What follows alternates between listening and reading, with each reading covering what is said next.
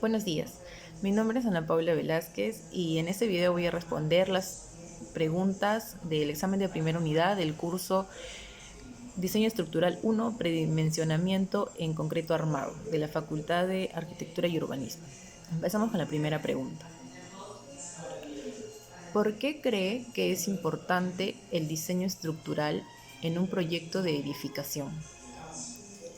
¿Cuáles son los objetivos que se desean lograr al complementar el diseño estructural con el diseño arquitectónico? Bien, considero que el diseño estructural es importante, ya que tenemos que tenerlo en cuenta al momento de realizar un proyecto o una edificación, un plano, porque lo que nosotros queremos brindarle a las personas que van a habitar la vivienda es seguridad y que no vaya a sufrir daños por alguna situación de sismo o de terreno o un mal estudio que se haya realizado antes de hacer la construcción o llevarla a cabo, y que eso nos vaya a generar algún percance, ¿no? Lo que nosotros queremos es que sea trascendental la edificación, que con el tiempo perdure. Esos también son los objetivos, ¿no? Del diseño estructural y arquitectónico, porque se complementan, tienen que complementarse para que la edificación sea duradera, para que sea viable, ¿no? Para las personas que van a habitarla y que les dé seguridad, ¿no? Y comodidad al momento de estar en la vivienda, ¿no? Por eso tienen que complementar el diseño estructural con el diseño arquitectónico. Pregunta 2. ¿Qué conceptos y criterios de diseño a nivel estructural se deben incluir al diseño arquitectónico desde sus inicios? ¿Cree usted que incluir estos conceptos y criterios de diseño estructural sería un limitante para la creatividad del arquitecto? Mm, Considero que el diseño arquitectónico es bastante creativo, innovador, porque eso es lo que el arquitecto busca. Busca que sea habitable, que sea viable y que también se vea bien de manera a la vista, que se vea llamativo, que se vea bonito. Entonces, no considero que sea una condicionante, o un límite, pero sí considero que es un parámetro, se podría decir, para tener en cuenta el diseño estructural. Hay que tener en cuenta la cimentación, el tipo de suelo en el que se está trabajando, hacer un respectivo análisis de suelo, ¿no? Análisis de estudio de mecánica de suelo. Se tendría que realizar para saber en qué tipo de suelo estamos trabajando y cómo es que va a incluirse ese diseño estructural, esas estructuras, y se complementen al diseño del arquitecto, mas no debería ser un obstáculo o una limitación al momento de crear un diseño para una edificación. Es lo que yo considero, ya que tendríamos que tener en cuenta el tipo de columnas, de cimentación, de zapatas, lo que se va a tener en cuenta al momento de crear una nueva edificación, ¿no? Por el momento de plasmarlo en los planos del proyecto que se quiere lograr. Pero no considero que sea un límite, pero sí un parámetro para tener en cuenta. Tercera pregunta. Considera que es importante realizar un adecuado estudio de mecánica de suelos para un proyecto de construcción, y qué diferencia tiene este estudio de mecánica de suelos con un informe técnico de suelos cuando estamos en la obligación de realizar cada uno de estos.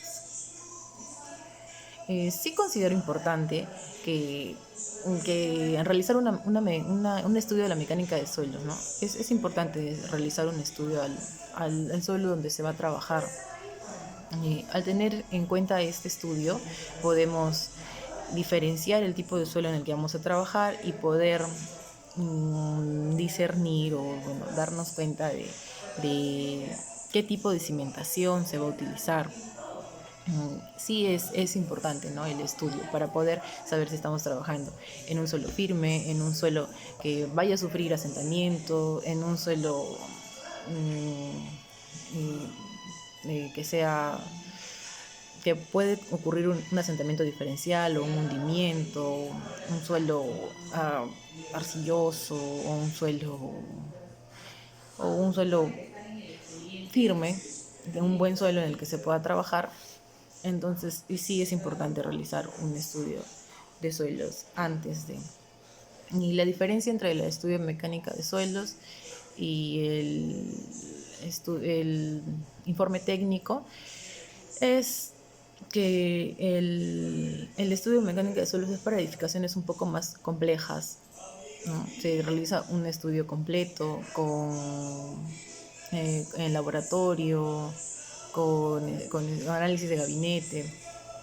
En cambio, el estudio técnico es para edificaciones de menos de 3 pisos, que tengan 500 metros que no excedan los 500 metros cuadrados, y que no incluya, que no tengan sótanos. Entonces, ahí es un poco menos riguroso que el estudio de mecánica de suelos, ¿no? Además que en el informe técnico se tiene que hacer mínimamente 3 puntos de excavación a 3 metros, ¿no? Para poder hacer justamente casi el mismo proceso de laboratorio y de gabinete, ¿no? Un análisis de gabinete. Pero esa es la diferencia, la condicionante, ¿no? El número de pisos y el otro es para edificaciones un poco más complejas. Cuarta y última pregunta. ¿Qué tipo de cimentaciones existen? ¿Cómo se clasifican según su profundidad y forma? ¿Qué consideraciones debemos tomar a la hora de seleccionar la cimentación para, más adecuada para un proyecto de edificación según el tipo de suelo donde se construirá? Bueno, existen 2 tipos de cimentaciones: las cimentaciones superficiales y las cimentaciones profundas. Algunas que comprenden las cimentaciones superficiales son las cimentaciones ciclopias, que son las más básicas, ¿no? Con relleno ciclopio, con relleno de cemento ciclopio. Tenemos las zapatas aisladas, que más que todo se utilizan en suelos firmes, que son, como su nombre lo dice, ¿no? Zapatas aisladas, que van desde la columna, va desde la cota cero hasta la zapata, ¿no? La base de la zapata. Después tenemos la zapata combinada, que se compone de una zapata aislada conectada por una vía de cimentación a una zapata excéntrica, ¿no? Normalmente eso también es cuando el terreno tiene colindantes, ¿no? Edificaciones colindantes, vecinos. Ahí se utiliza una zapata excéntrica junto con la zapata aislada para conectarlas con una viga de cimentación. A eso le llamamos zapatas combinadas. También son usualmente utilizadas en suelos firmes. Otro tipo, tenemos las emparrilladas, tenemos las corridas. La corrida es igual, es unida por una viga de cimentación o una losa de cimentación. Tenemos las losas de cimentación, que también son un tipo de cimentación superficial. Más que todo esas se utilizan en suelos que son un poco más firmes, y en el caso de las combinadas, las corridas o las emparrilladas se utilizan cuando el suelo puede sufrir un asentamiento diferencial o un hundimiento. El suelo no es tan firme y hay que utilizar ese sistema para poder equilibrar la presión o la resistencia en toda la estructura, ¿verdad? Y también tenemos las cimentaciones profundas, que son, eh, como su nombre lo dice, más profundas, ¿no? Para el caso de movimientos de tierra, cuando vamos a hacer alguna estacionamientos o con azoteas, no, perdón, claro, cuando vamos a utilizar un edificio grande que tenga un estacionamiento subterráneo. Entonces ahí necesitamos hacer excavaciones profundas, ¿no? Pues cimentaciones más profundas para poder tener la distribución del peso, de la resistencia en todo el área, ¿no? Para eso necesitamos las cimentaciones profundas, además de el tipo de suelo, ¿no? Si el tipo de suelo no es un buen suelo, es un suelo que puede sufrir deslizamiento, que puede sufrir eh, hundimientos, asentamientos aún más agresivos, o cuando es una zona bastante sísmica y que puede sufrir ese tipo de catástrofes o asentamientos, entonces se utilizan las cimentaciones profundas para poder darle mayor seguridad y resistencia a la edificación que estamos construyendo, para darle justamente esa viabilidad que necesitan las personas al momento de habitarla. Eso sería todo. Gracias.